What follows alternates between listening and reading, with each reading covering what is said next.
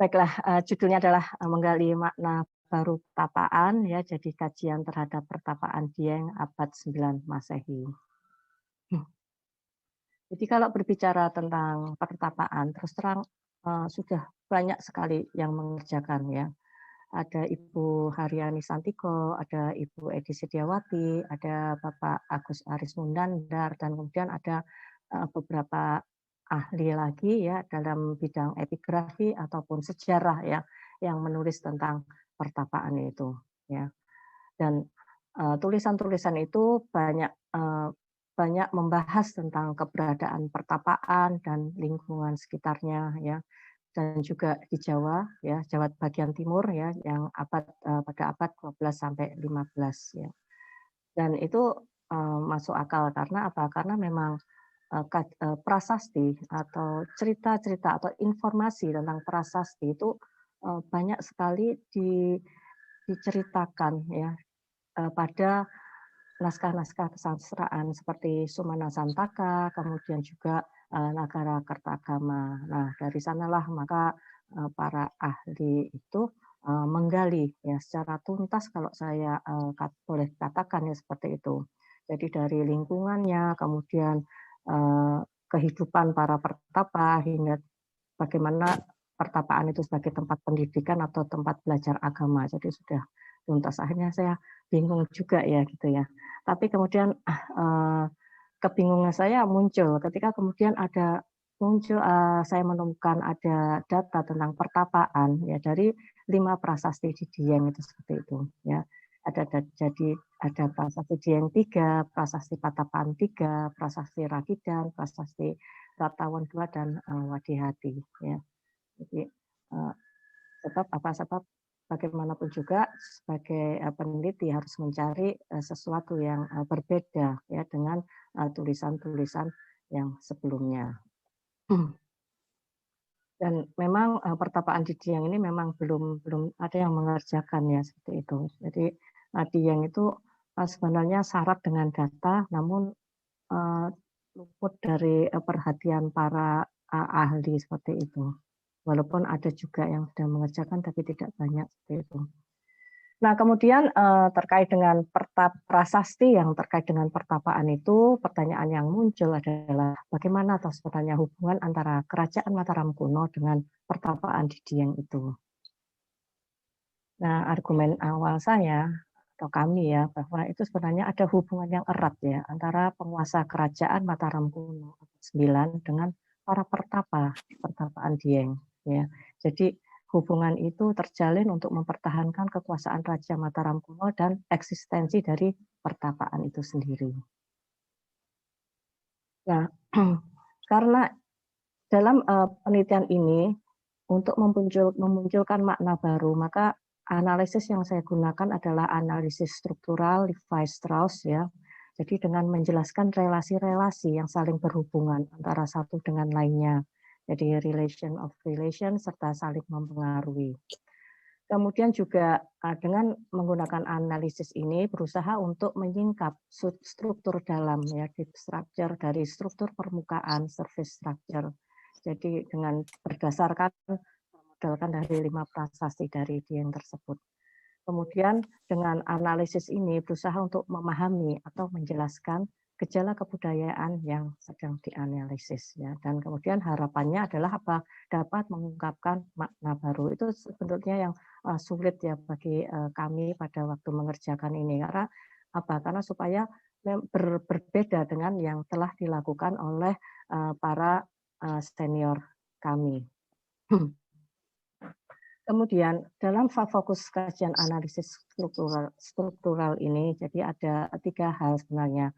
Ada yang terfokus pada mitos, kemudian ada seni berdasarkan fisik ya, ornamen ya, misalnya Ganesha seperti itu bisa dikaji secara dengan menggunakan analisis struktural.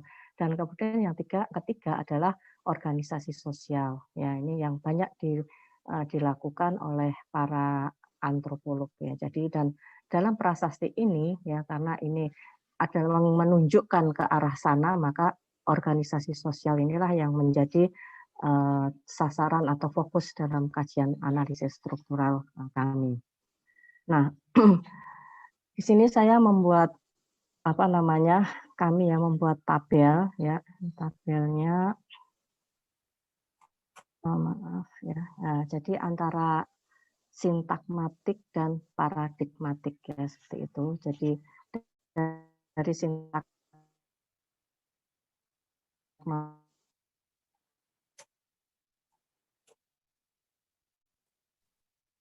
Waduh, hilang Mbak. Mbak Mimi nggak ada suaranya.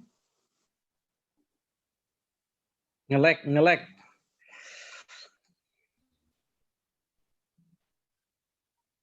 Ngoko nih pasti. Ngelek.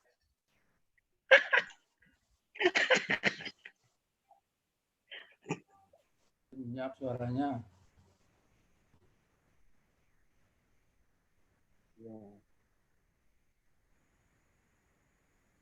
Sinyal kali ini Mbak, hilang sinyalnya.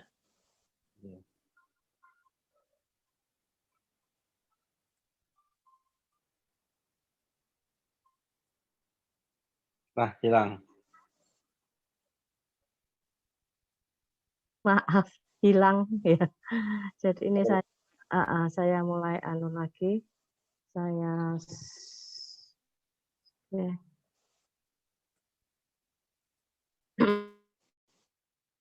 Screen lagi ya, karena sempat menghilang. Oke, ya jadi dari sini saya berusaha membuat apa namanya memerincinya ya. Jadi melihat keterkaitan ya antara unsur satu dengan yang lainnya dan akhirnya diperoleh ini yang kuning-kuning ini ya. Jadi dari isi prasasti ini kemudian kita lihat dari manggalanya, kemudian ada anugerahnya, alasan pemberian sambada dan penerima pemberian anugerah. Tapi yang difokuskan di sini adalah pada anugerah yang memberikan anugerah serta yang menerima anugerah itu tadi ya. Jadi ada yang pemberian anugerah ada di semua prasasti 5 prasasti, kemudian penerimanya hanya ada pada prasasti Dieng, Patapan, dan kemudian Prakidan seperti itu. Oke, dan akhirnya dari namanya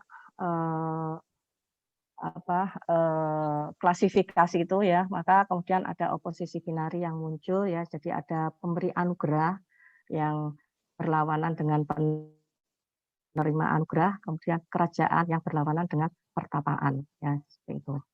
Dan kemudian dari sini kemudian saya melihat struktur dari suatu kerajaan ya, dari kerajaan hingga kemudian pertapaan. Jadi di sini dilihat dari struktur pemerintahan kerajaan Mataram kuno abad 9. Jadi ada kerajaan, kemudian ada desa, ada pertapaan, kemudian ibu kota ada raja, kemudian ada pejabat kerajaan, kemudian pejabat tinggi kerajaan ini, kemudian ada pejabat kerajaan dalam bidang keagamaan, dan ini yang banyak sekali disebutkan di dalam prasasti 5 prasasti itu sebagai para pemberi para pemberi anugerah ya kepada pertapaan, pada para guru ya di pertapaan itu. Ya. Kemudian dan anugerah itu sebagian besar adalah berupa tanah ya. Memang ada yang perak gitu ya, tetapi sebagian besar adalah pada tanah yang sawah ya seperti itu. Karena masuk akal, karena apa? Karena memang para pertapa itu kan juga butuh biaya hidup ya untuk menghidupi kehidupan mereka seperti itu. Dan setelah itu kemudian saya berusaha melihat juga dengan melihat konsep Jawa tentang pemukiman ya. Jadi ini melihat konsep Mojopahit. Kenapa konsep Mojopahit itu kami munculkan karena di dalam prasasti Dieng 3 itu ada informasi ya, dikatakan menguasai bukit batu dari 4 penjuru laki-laki yang sempurna. Kemudian dikatakan pada batu ini kemungkinan bukit ya pada 4 penjuru. Jadi formasi 4 penjuru prajurit laki-laki bersenjatakan tombak. Kemudian ada 28 panji-panji keprajuritan dan serdadu rendahan bersenjata bambu. Ya. Jadi di sini tampak sekali bahwa 4 penjuru ini adalah sesuatu yang istimewa ya, tuh. Jadi di dalam Moncopat itu maka ini merupakan konsep yang mendasari pola pemukiman desa masa Jawa kuno dan ini bisa juga kemudian ketika melihat pada kondisi lapangan di di daerah dataran tinggi Dieng maka itu kemungkinan juga bahwa ini tempat itu mereka digunakan ya tentu saja pastinya digunakan ya karena ini sudah ada prasasti yang menyatakan demikian kemudian ada di dalam di sini ada petanya ya. Nah ini kalau dikatakan ada 4 bukit ya, yang 4 bukit di atas 4 penjuru mata angin, 4 penjuru, maka di sini ternyata ada juga. Ini adalah ada gunung di sini, kemudian ada gunung ya. Kemudian di sini juga ada gunung. Dan di sininya tentunya juga ada ya. Kan ini adalah bekasnya ada bekas kawah ya. Otomatis kalau kawah itu sebenarnya kan ada gunungnya. Nah, kemudian di daerah tengahnya di mana? Daerah tengahnya adalah di sini ya. Dan ternyata di sini itu tidak hanya yang 4 penjuru ternyata bukan hanya gunung saja ya, tetapi apa? Ada candi juga. Jadi candi ada candi sebelah sini, sebelah utara, kemudian yang di sebelah sini ya, tapi ini tidak tergambarkan di sini ya. Terus ada di sini sebelah timur. Kemudian ada di sebelah selatan ya, tuh. Dan di sini juga ada. Ini yang tengah adalah kompleks Candi Arjuna itu tadi. Nah, kemudian saya kembali lagi ke yang tadi ya. Jadi konsep Moncopat itu sebenarnya apa ya? Berarti berupa pandangan orang Islam tentang solidaritas dan kerjasama ya. Jadi untuk menjaga keteraturan, kedamaian ya, dan juga keamanan karena untuk menangkap penjahat seperti itu misalnya. Nah, kalau ini adalah foto dari Dharmasala yang berada di tengah tadi, di dekat dengan kompleks Candi Arjuna ya. Jadi Candi Arjuna itu benar-benar berada di tengah gitu. Tapi tengahnya dalam masyarakat Jawa kuno itu mereka tidak presisi ya. Jadi memang adalah biasa dalam negara-negara pada masa lampau mereka mempunyai konsep-konsep yang terkait dengan mata angin ya. Tetapi ada yang memang presisi. Contoh yang presisi kalau memang utara benar, kalau misalnya timur benar ya, selatan benar. Contohnya adalah di Angkor Wat ya. Jadi Angkor Wat ketika ditata ya, itu maka dia memang benar-benar presisi ya utara selatannya. Namun untuk orang-orang Jawa itu tidak presisi. Jadi bisa saja yang namanya utara itu agak di timur laut itu ya dikatakan sebagai utara atau barat laut atau barat daya ya. Jadi yang dekat-dekat dengan utara barat dan utara itu loh. Itu. Ya. Jadi kalau kita itu tidak presisi ya. Jadi pokoknya ada di sebelah atas, bawah, di kanan kiri ya walaupun tepat itu tidak apa-apa. Oke, saya lanjutkan. Kemudian suaranya jelek ya? Enggak, Mbak, jelas sekarang jelas. Oh jelas. Oke. Oke. Ya. Berarti dengan adanya konsep Moncopat itu sebenarnya ada upaya untuk menjaga keamanan dengan menggunakan ada upaya untuk menjaga keamanan itu. Ya. Nah, sekarang kalau kemudian ada upaya untuk menjaga keamanan, berarti kan ada ancaman keamanan ya. Nah, ancaman keamanannya itu apa? Ya, pada masa Jawa kuno atau Mataram abad 9 itu. Ya, nah itu bisa dilihat dari adanya prasasti-prasasti ya, dari prasasti Balingawan misalnya.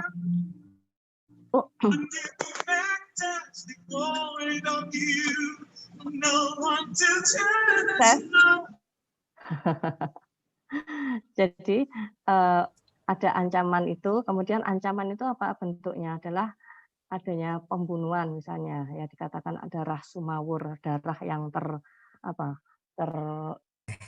tersebar ya sumawur pada prasasti Balingawan.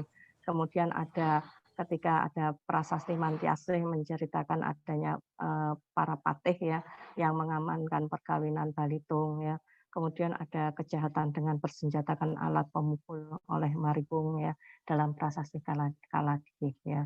Jadi itu ada ancaman keamanan desa itu seperti itu. Kemudian ada hal lain lagi juga yang terkait dengan keamanan ya. Apabila terkait dengan hal perebutan tahta kerajaan ya, maka itu juga dapat menyebabkan terjadinya suatu kondisi yang tidak aman ya, gitu ya.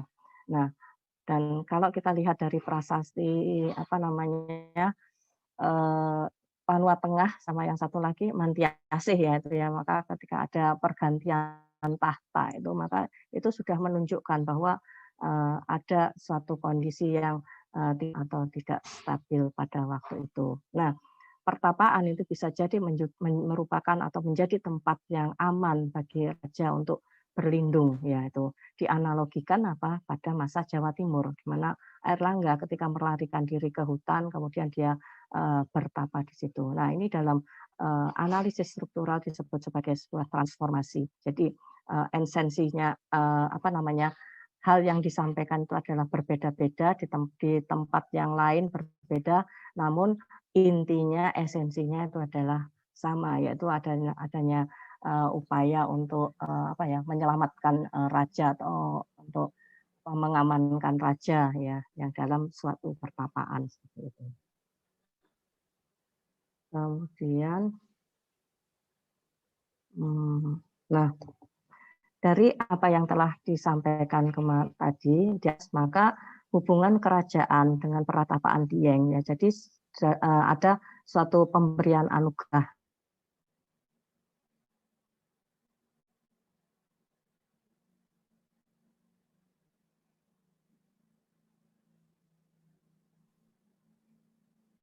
Nah, nggak dengar lagi. Hilang lagi suaranya. Iya, itu malam-malam begini. Iya, iya, Mbak. Sudah? Sudah? Ya, sudah. Jadi